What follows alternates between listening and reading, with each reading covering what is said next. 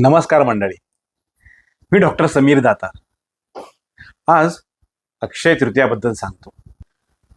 वैशाख महिना वसंत ऋतूचा जरी असला तरी साधारण तो मे महिन्याच्या आसपास येतो. याला माधव असेही म्हटले आहे.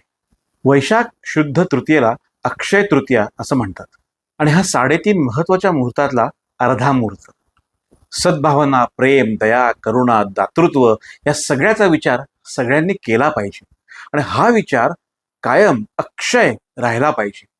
म्हणून या दिवशी होम, हवन, जप पूर्वीच्या काळात करत असत, कारण ह्या गोष्टींनी चांगलं होतं आणि चांगली परोपकाराची भावना अक्षय राहावी म्हणून अक्षय तृतीयाचा सण साजरा केला जातो.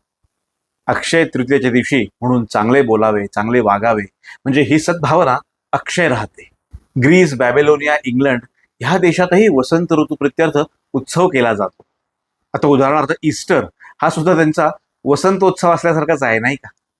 तर असा हा अक्षय तृतीयेचा सण. महाराष्ट्रातील लोक या दिवशी त्रेतायुगाचा प्रारंभ झाला असं मानतात, तर उत्तर भारतातील सतयुगाचा प्रारंभ झाला असं मानतात. पुढच्या सणाला परत नवीन माहिती घेऊन येईल. जय हिंद.